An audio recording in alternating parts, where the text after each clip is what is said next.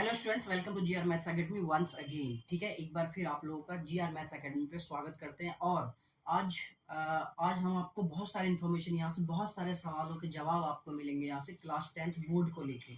ठीक है, class 10th में जैसे ही बच्चे आए ना, तो बच्चों के दिमाग में बहुत सारे सवाल हैं कि सर इस बार सीबीएसई ने कुछ अपडेट भी किया अपने एग्जाम पैटर्न में।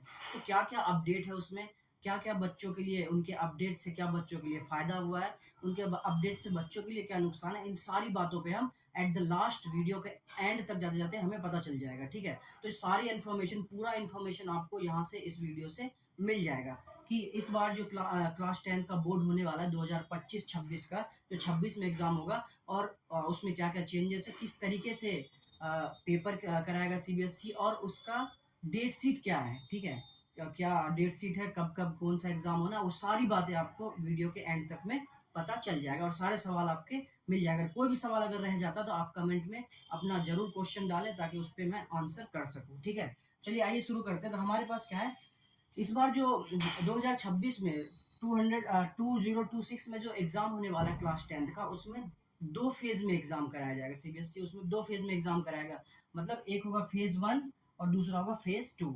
अच्छा, फेज 1 और फेज 2 में क्या, बहुत ध्यान समझते हैं। ठीक है, फेज 1 में जो है आपका होगा एक बोर्ड का एग्जाम होगा फेज 1, और वो फेज 1 में होगा आपको 17 फरवरी से। कब से शुरू होगा ये, 17 फरवरी से लेके 6 मार्च तक एग्जाम चलेगा। ठीक है, 17 फरवरी से डेट शीट आ चुकी है। ठीक है, डेट शीट भी मैं आपको नेक्स्ट स्लाइड में देखने को आपको मिलेगा। अभी आगे डेट शीट भी आपको आगे देखने को मिलेगा। 17 से 6 मार्च तक आपका फेज 1 का एग्जाम होगा। ठीक है, उसके बाद फेज 2 रखा गया क्या, 5 मई से 20 मई तक जो होगा फेज 2 का बोर्ड एग्जाम होगा। अच्छा, इन दोनों के बीच में गैप कितना है, इन दोनों के बीच में जो गैप है वो 1 मंथ 29 डेज। कहने का मतलब ये है कि आपके दो बोर्ड के एग्जाम जो होंगे, उन दोनों बोर्ड के एग्जाम में गैप जो है वो 1 महीने 29, अप्रोक्स 2 मंथ का गैप है। और 2 मंथ का गैप में अब बहुत ध्यान समझते हैं कि फेज 1 कौन दे सकता है, मतलब फेज 1 में क्या क्या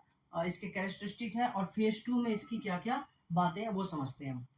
अब देखिए फेज 1 में क्या है, मान लीजिए कि कोई बच्चा, बहुत ध्यान से सुनिएगा। ठीक है, थोड़ा सा एक छोटी सी बात है इसमें जुड़ी हुई, वो सारी बातें मैं आपको बता देता हूँ।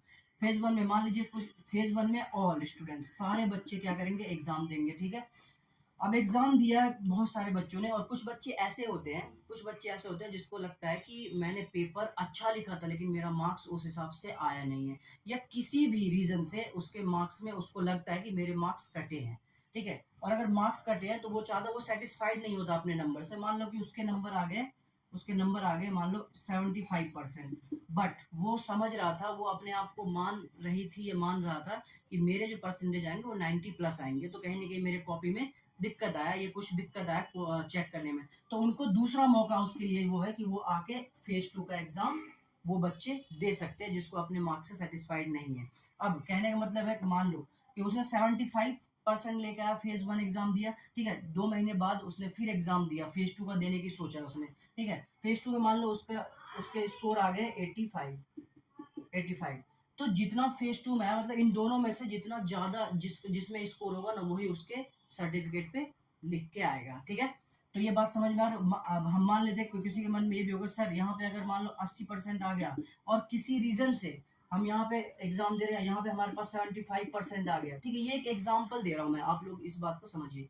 ठीक है, 75% आ गया, तो दोनों में से कौन सा मार्क्स आएगा, तो आपके यही मार्क्स रहेंगे, इसकी कोई दिक्कत वाली बात नहीं होगी। ठीक है, आपके जो ज्यादा है दोनों फेज में से, उसी का एग्जाम आपको, उसी के रिजल्ट में आपको मेंशन करके आएगा। ठीक है, अच्छा आगे बात समझते हैं कि देखिए 17 फेब से लेके 6 मार्च तक का एग्जाम होना है। ठीक है, टोटल 5 पेपर आपको, 5 मेन सब्जेक्ट और प्लस एक एक्स्ट्रा, अगर है तो, किसी के पास है भी किसी के पास नहीं भी है। ठीक है, तो 5 सब्जेक्ट आपको फेज 1 में देने होंगे। अब मैं आपको फिर प्रॉपर पूरे तरीके से समझाता हूँ। ठीक है, अब देखिए क्या है, इसमें और भी कुछ बातें हैं, वो भी जानिए।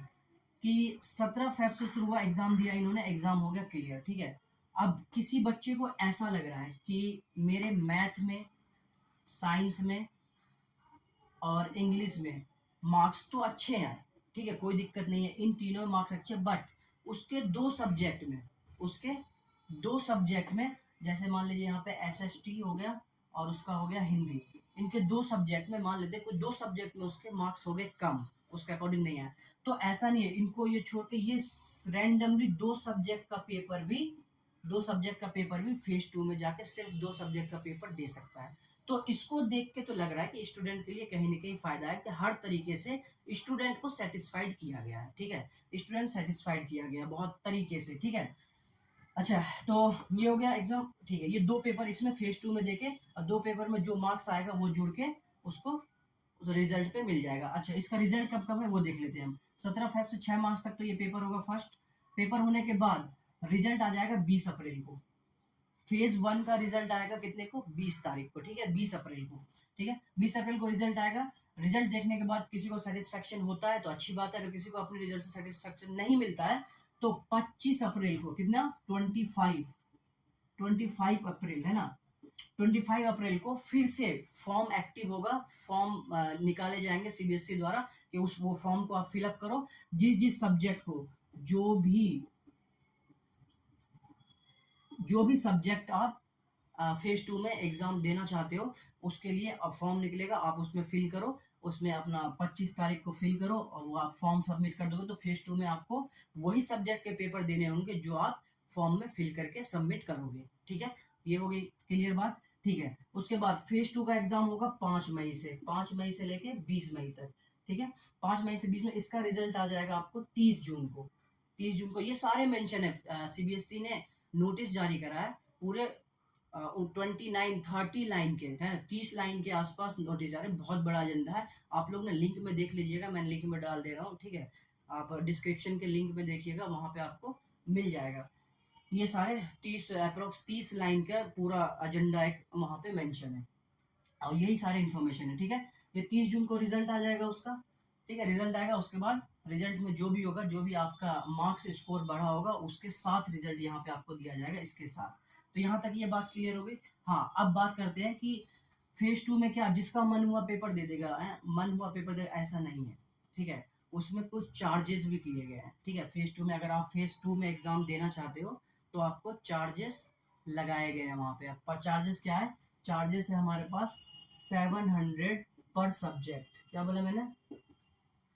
700 पर सब्जेक्ट। मान लो कि आप यहाँ पे 2 सब्जेक्ट का फेज़ 2 में एग्ज़ाम देना चाहते हो, तो आपको 700 पर सब्जेक्ट के हिसाब से 2 सब्जेक्ट के 1400 रुपीज़ आपको वहाँ पे पेमेंट करना पड़ेगा। अब कोई चाहता है कि फेज़ 1 का जिसने रिज़ल्ट दिया उसका पूरा ही थोड़ा-सा उसके हिसाब से नहीं आया, उसके सैटिस्फैक्शन उसका नहीं बन पा रहा है, वो पूरा ही देना चाहता है फेज़ 2 में सारा पेपर देना चाहता है, तो वो सारा दे सकता है, बट उसको इसके हिसाब से 700 पर सब्जेक्ट के हिसाब से उसे कितना 3500 रुपए 3500 रुपीज़ उसे वहाँ पे पेमेंट करना पड़ेगा, ठीक है? तो ये बात ध्यान रखना कि ये ऐसे ही नहीं है, फेज़ 2 में आपको जाने के लिए कहीं न कहीं कुछ चार्जेज़ आपको पे करने पड़ेंगे, वो चार्जेज़ मैंने बता दिए हैं, ठीक है? तो ये है इसकी पूरी कहानी, ठीक है? तो कोई दिक्कत नहीं है यहाँ से। अब यहाँ पे ओवरऑल देखने के बाद एक बात समझ में आता है कि हाँ, एक बात समझ में आता है कि बच्चों के लिए कहीं न कहीं सैटिस्फैक्शन वाला पॉइंट पूरे तरीके से ध्यान दिया गया है कि बच्चा सैटिस्फाइड हो अपने मार्क्स को लेके। ये ना हो उसके मन में रहे कि मेरे और अच्छे मार्क्स आ सकते थे, ठीक है? तो उसपे ध्यान दिया गया है, तो इसलिए कोई दिक्कत नहीं है, बस थोड़ा-सा चार्जेज़ है, इसलिए कोशिश ये कीजिएगा कि फर्स्ट फेज़ में ही अपना पेपर देके अपना रिलैक्स हो जाइएगा, ठीक है? सेकंड उनके लिए अनफॉर्च्यूनेटली किसी के साथ कुछ ऐसा एक्सीडेंट हो जाता है, कोई फेज़ 1 नहीं दे पा रहा है, नहीं दे पाया कोई फेज़ 1 किसी एक्सीडेंट की वजह से, तो फेज़ 2 को देके अपना 10th क्लास का बोर्ड कंप्लीट कर सकता है, ठीक है? तो ये बहुत अच्छी बात है और आप लोगों के लिए जिसको जो अच्छा पढ़ने वाला वो तो यहीं पे निकल लेगा, जिसके लिए थोड़ा-सा लगता है कि है दिक्कत वो यहाँ पे अपना काम करके निकल आएगा, ठीक है? अब देखिए अब नेक्स्ट स्लाइड में मैं आपको दिखाता हूँ फेज़ 1 का डेट शीट, उसके बाद नेक्स्ट स्लाइड में फेज़ 2 का डेट शीट। तो तब तक इसे जल्दी से राइट डाउन कीजिए। तो आइए स्टूडेंट देख लेते हैं कि डेट शीट में कौन-सा पेपर कौन से डेट को है वो देख लेते हैं एक बार, है ना? अभी हमने बहुत सारी बातें कर ली है। अभी फर्स्ट स्लाइड में आपने देखा होगा बहुत सारी बात फेज़ 1, फेज़ 2 क्या उसके बारे में क्या-क्या है, ठीक है? फिर भी कोई इन्फॉर्मेशन अगर रह गया हो, अगर आपको लग रहा है कि मुझे ये क्वेश्चन जानना है, तो आप सेपरेटली कमेंट कीजिए आराम से, आपको उसके आंसर मिल जाएँगे, ठीक है? अब देखिए फेज़ 1 का जो आपका डेट शीट है, वो शुरू हो रहा है 17 फ़ेब से, ठीक है? 17 फ़ेब को आपका मैथ का पेपर है। तो इस बार ना बहुत अच्छा बदलाव और एक तरीके से आप कह सकते हो कि टेंशन भी है। ये हाँ कि टेंशन आपको फ्री हो जाएगा। पहले क्या होता था ना कि सबसे पहला पेपर ज़्यादातर केस में क्या होता है, इंग्लिश का होता है, ठीक है? जितने भी प्रीवियस ईयर के पेपर हुए, ज़्यादातर इंग्लिश का फर्स्ट पेपर हुआ है। बट यहाँ क्या करा इन्होंने, पहले सबसे पहले मैथ का ही पेपर दे दिया, बच्चा ऐसे ही रिलैक्स हो जाएगा। पेपर देते ही मैथ का रिलैक्स हो जाएगा कि अच्छा अब तो हो गया। क्योंकि मैथ का पेपर जब तक रहता है बच्चों के टेम्परेचर का लेवल ऊपर ही रहता है, ठीक है? अच्छा, पहला पेपर मैथ का, ठीक है? दूसरा पेपर एसएसटी का है 21 तारीख को, 21 फेब को एसएसटी का पेपर है, ठीक है? लैंग्वेज बड़ा, बहुत बड़ा, ये भी अपने आप में बहुत सारी चीज़ें बताता है, क्योंकि इसके भी बड़े-बड़े क्वेश्चंस बच्चों के दिमाग पे बड़े-बड़े पहाड़ों की तरह होती हैं, है ना? सबसे बड़ी बात है एसएसटी में जिसको याद करने का थोड़ा-सा भी अगर प्रैक्टिस नहीं है, उसके लिए तो समझ लीजिए वो एसएसटी एक पहाड़ है, और जब तक वो मांझी नहीं बनेगा तब तक उससे एसएसटी का पेपर सॉल्व नहीं होगा, क्योंकि पहाड़ को मांझी ही तोड़ सकता है। देखो, उसके बाद देखो साइंस का पेपर है 25 फेब को, साइंस का पेपर 25 फेब को, 27 फेब को है हिंदी का पेपर, और 2 मार्च को इंग्लिश का। इस बार देखो इंग्लिश को सबसे लास्ट में रख दिया है, ठीक है? तो कुछ ना कुछ अच्छा स्ट्रेटेजी वो बनाने पे लगे हुए हैं, ठीक है? स्ट्रेटेजी ठीक है इनकी, इंग्लिश पहले हटाया अब रख दिया लास्ट में, ठीक है? वो तो अब बच्चों के ऊपर डिपेंड करता है कि ये डेट शीट किसके लिए अच्छा है, किसी बच्चों के लिए दिक्कत भी करेगी। किसी को मैथ का पेपर पहला है तो उनके पहले ही दिमाग पे फीवर चढ़ा रहता है जब तक कि मैथ का पेपर ना हो जाए, ठीक है? अच्छा, 2 मार्च को इंग्लिश का पेपर होगा। उसके बाद देखो होली है 4 मार्च को। 4 मार्च को क्या है? होली है। तो 4 मार्च को होली खेलने के बाद, शुक्र है कि इस बार होली रिजल्ट के बाद है, और पेपर के बाद और रिजल्ट से पहले। देखो, पेपर होते ही खत्म, बच्चा रिलैक्स होता है, और रिजल्ट जब आएगा आएगा। तो पेपर जैसे ही खत्म होगा उसके बाद बच्चा मस्त होकर होली खेलेगा, ठीक है? उसके लिए बहुत बहुत बधाई आप सभी लोगों को, ठीक है? तो 4 मार्च को होली है, उसके बाद रिजल्ट आएगा 20 अप्रैल को। तो पेपरों के बीच में इस बार कोई फेस्टिवल नहीं आया फिलहाल, ठीक है? नहीं तो हर बार मुझे लगता है एक आध बार बीच में पेपर में आ गया था, पेपर के बीच में, तो फेस्टिवल भी बच्चों का वैसे ही निकल जाता है, कोई दिक्कत नहीं, ठीक है?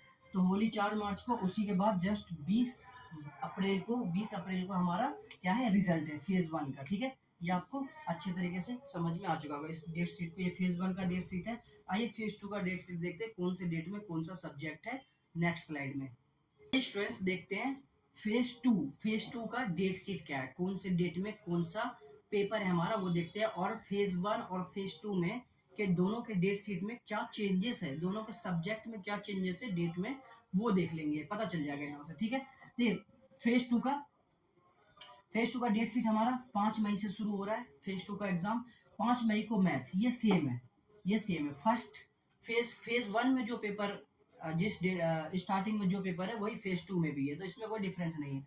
9 मई को एसएसटी का ये भी सेम है, ठीक है? फेज 1 के डेट शीट में भी सेकंड पेपर एसएसटी है, ठीक है? 13 मई को साइंस है, ये भी सेम है, ठीक है? ये भी सेम है कि थर्ड नंबर पे जो पेपर होना है फेज 1 में वही फेज 2 में पेपर होगा, सेम है दोनों, ठीक है? अच्छा, यहाँ देखिए इन दोनों में चेंजेस हुआ है, यहाँ पे चेंज हुआ है। क्या हुआ है कि फोर्थ नंबर पे यहाँ हिंदी है और इधर नीचे इंग्लिश है, तो इन्होंने क्या करा, फेज 2 में इंग्लिश और हिंदी को रिवर्स कर दिया, है ना? इंग्लिश की जगह पे हिंदी को कर दिया और हिंदी की जगह पे इंग्लिश को कर दिया, बस इतना सा चेंजेस इसमें है और कुछ भी नहीं है। ये इन दोनों में चेंजेस हो चुका है, ठीक है? तो 18 मई को इंग्लिश है और 21 मई को हिंदी है। देखिए, ये तो 5 सब्जेक्ट मैंने, मेन सब्जेक्ट मैंने बताया जो फिक्स है। अब क्या होता है ना कि एक्स्ट्रा सब्जेक्ट जो एक है ना, किसी के पास होता है, किसी के पास नहीं होता है, किसी के सबके पास अलग अलग भी होता है, ठीक है? किसी के पास आईटी होता है, कंप्यूटर होता है, किसी के पास ड्राइंग का होता है, ठीक है? तो ये है कि उनका अपना अपना डेट होता है, तो वो आप डेट जाके देख लेना, लिंक में डलेगा, अभी डिस्क्रिप्शन में हम डाल देंगे इसका लिंक, तो आप वहाँ पे जाके देख लेना, जिसका जो भी एक्स्ट्रा सब्जेक्ट है उसको डेट, वो कौन से डेट को है, ठीक है? वो भी जरूर देख लेना, ठीक है? ये सिर्फ 5 मेन सब्जेक्ट है जो फिक्स है सबके लिए, तो ये सारे के लिए है। अब सबके अलग अलग है तो वो सब अलग अलग डेट अपना एक्स्ट्रा हो सकता है, सब्जेक्ट क्या होता है ना, सब्जेक्ट अलग अलग होगा, एक्स्ट्रा सब्जेक्ट, तो इसलिए देख लेना। तो ये पूरी कहानी है आपकी फेज 1 और फेज 2 की, ठीक है? ये पूरा इन्फॉर्मेशन है। आपको कोई भी अगर डाउट हो इसमें तो आप जरूर कमेंट कीजिएगा, ठीक है? मैं आपको जरूर रिप्लाई करूंगा, ठीक है? इससे रिगार्डिंग जरूर रिप्लाई कर दूंगा कि कब क्या, अगर कोई भी बात हो, ठीक है? और रही बात अब 10th क्लास की, तो आप शुरू हो जाइए, अब बचा कुछ नहीं है, ठीक है? अब सिर्फ एक ही टारगेट है हमारा कि जितना जल्दी हो सके हम चीज़ों को तरीके से सीख के अपने प्रैक्टिस को तैयारी करें, ठीक है? तो यहाँ पे भी बहुत सारे लेक्चर्स आपको 10th के, बहुत वेरीफाइड, क्लासिफाइड, एकदम हाई डेफिनेशन, हाई डिस्क्रिप्शन, बहुत अच्छे लेवल पे आपको यहाँ पे भी लेक्चर मिलते रहेंगे, आप लोग देखते रहिएगा और अपनी तैयारी को चार चांद लगाते रहिएगा, ठीक है। कहते हैं नहीं कि कोशिश कुछ नहीं, हमारे हाथ में सिर्फ एक चीज़ है, कोशिश। कहते कि मंजिल मिले न मिले ये मुकद्दर की बात है, आप कोशिश ना करो ये गलत बात है। तो कोशिश हर एक स्टूडेंट को हर जगह बैठ के करना ही करना है, जहाँ पे जो जहाँ से भी पढ़ाई कर रहा है, कोशिश करते रहना। जब भी आप पढ़ो तो एक बात ध्यान रखना कि सिर्फ वीडियो को देखना नहीं है, आप कॉपी पेन लेके बैठो, उसको थोड़ा लिखते रहो, ठीक है। लिखने से क्या होता है ना कि हमारा माइंड कैच कर लेता है, माइंड थोड़ी देर के लिए उसे रोक पाता है, ठीक है। एक कुछ कुछ पॉइंट्स नोट कर लेता है, जिसकी वजह से हमें चीज़ें याद रहती है, ठीक है। नॉर्मल तरीके से अगर वीडियो देखते रहोगे तो शायद आपको उतनी चीज़ें याद नहीं रह पाएंगी। तो कॉपी पेन लेके उसको लिखिए, उसको लेक्चर खत्म होने के बाद उसको एक बार फिर किसी टाइप कोई टाइम दीजिए, अपना स्पेसिफिक टाइम, और उसको रिवीजन कीजिए, ठीक है। क्योंकि हायर द रिवीजन और हायर द मार्क्स, दोनों आपस में क्या है, डायरेक्ट प्रोपोर्शनली है, हायर द रिजल्ट और हायर द रिवीजन, ठीक है। तो जितना आप रिवीजन कर लोगे उतने आपके स्कोर बढ़ जाएंगे, सिंपल सा मेथड है और इसके अलावा कुछ भी नहीं है, ठीक है। ऐसे ही हम मिलते रहेंगे बहुत सारी बातों के साथ और बहुत सारे लेक्चर के साथ। तब तक आप लोग इसको अच्छे दीजिए और तैयार हो जाइए, मिलते हैं नेक्स्ट वीडियो में।